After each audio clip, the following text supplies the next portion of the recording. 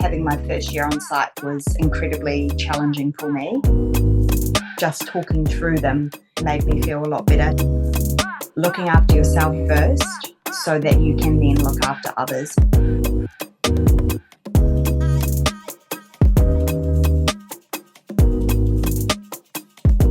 Hiya, kia ora.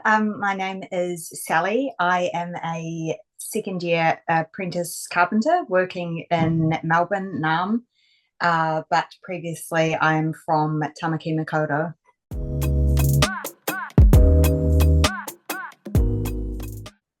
I feel like there's so many things to love about being a carpenter. You get to work with others, so there's like really great teamwork. You're using your body every day. You get to see visual progress of what you've completed in a day. There's no day where you don't learn something new. You meet some really interesting people who you may not have otherwise met. So yeah, I really love it.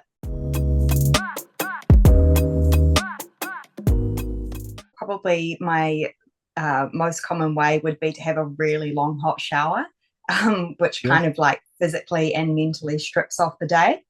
I've now got a little bit of a new routine where I've signed up to a gym and I've been using the sauna there to really like sweat out the toxins and all of the stuff that's on you from the day. I've sort of looked at my morning routine as well, and I now have carved out 5 minutes to actually sit with my cup of tea or coffee and just either do a few breaths, so like a little bit of breath work, and write down an intention for the day.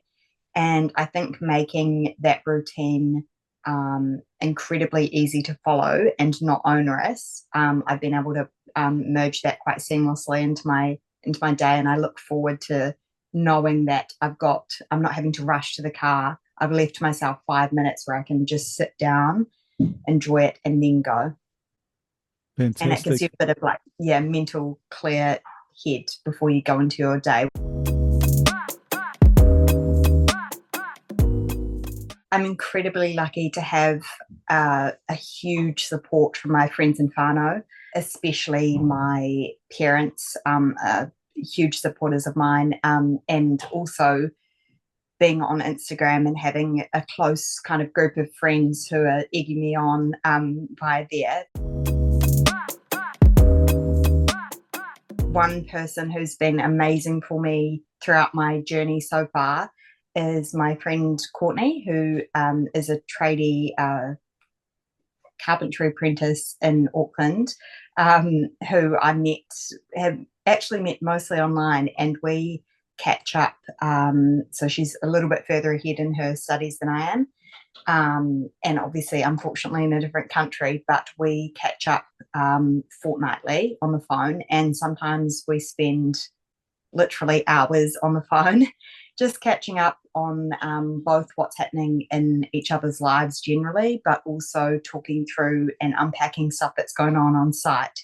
It's incredibly validating to have someone who's having quite similar experiences to yours and just who kind of gets it. And I feel like it's really successful as well because it takes the pressure off our close friends and family when we're having a really, really tough time.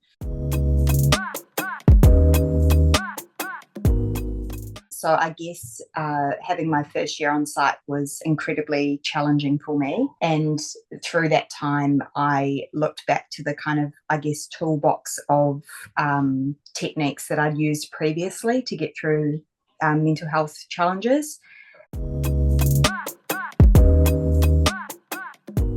Possibly the most successful one in terms of a light bulb moment, if you like, was engaging in some EAP sessions which were offered through NAWIC here, the National Association of Women in Construction, and talking to someone who was completely removed from the situation. So they weren't on site with me, but they also weren't close family and friends who were like really feeling for me in these situations and were kind of impartial. That sort of took a weight off my shoulders in some ways, to have someone who was, completely confidential to talk those things through. And I think just talking through them made me feel a lot better.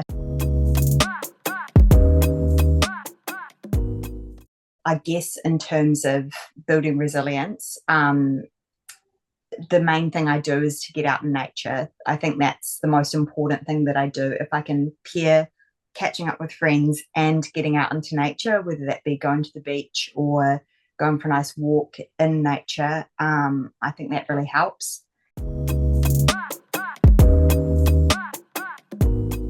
So I think in the trade, looking after yourself first so that you can then look after others is really important. Yeah, it's something I've sort of learnt the hard way and am now trying to reinforce, but it then does make life a bit easier. And then I guess the other thing that I've learnt recently, I've just changed jobs, is if something doesn't feel right or it doesn't feel like you've found your people, obviously, there's an element of sticking things out and, there's a bit of grit involved in being a tradie.